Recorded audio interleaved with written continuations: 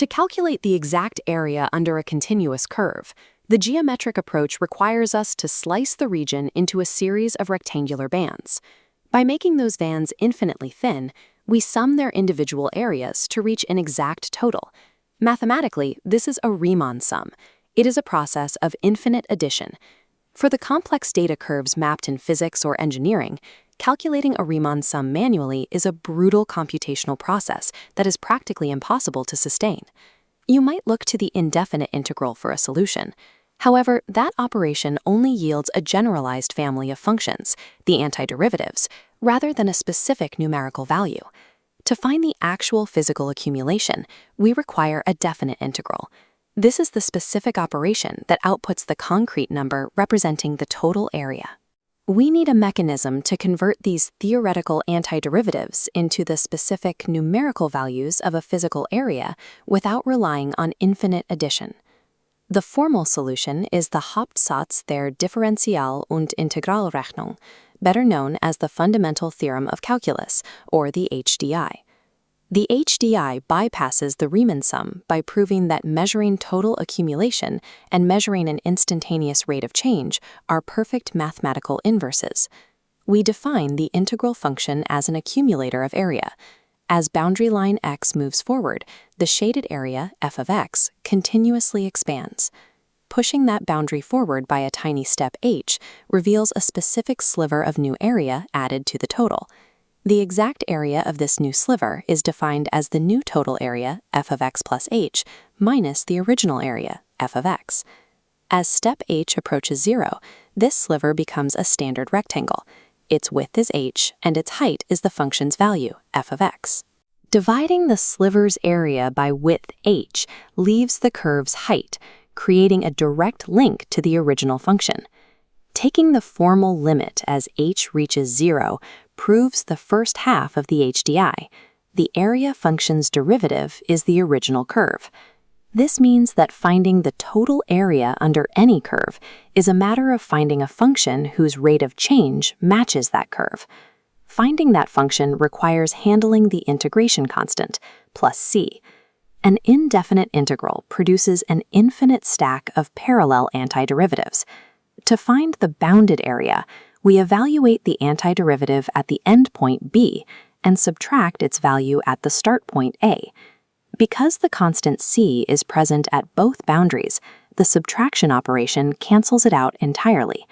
Since the constant always disappears during this step, we can use any single valid antiderivative from the family to reach the exact area. This is the second part of the HDI. It replaces the infinite additions of the Riemann sum with a simple two-step subtraction.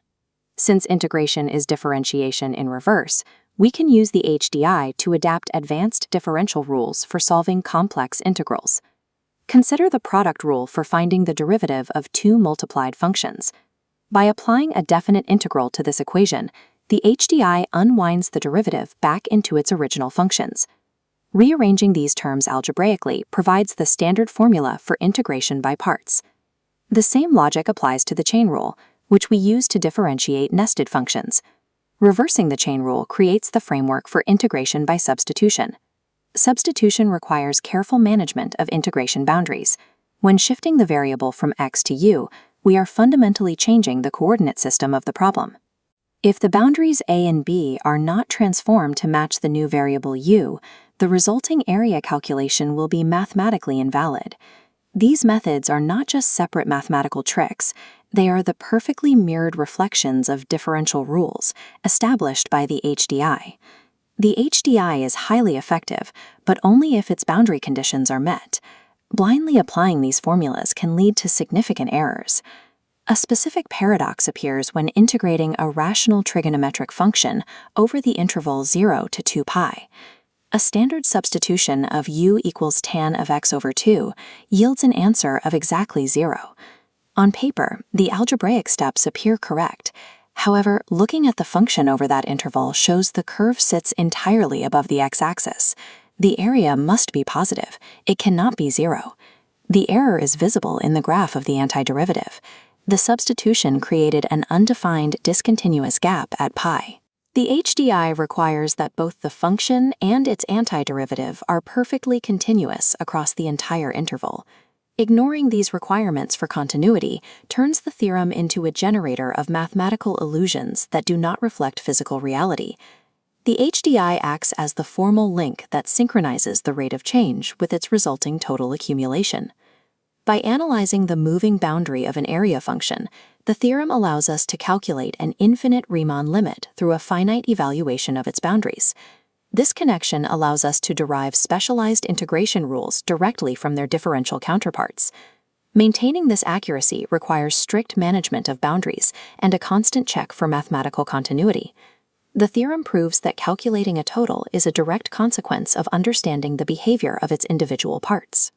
This makes the fundamental theorem the primary tool for translating the language of rates and slopes into the language of sums and areas. By mastering its underlying mechanics, we can model the dynamic behaviors of physical systems with absolute predictive precision.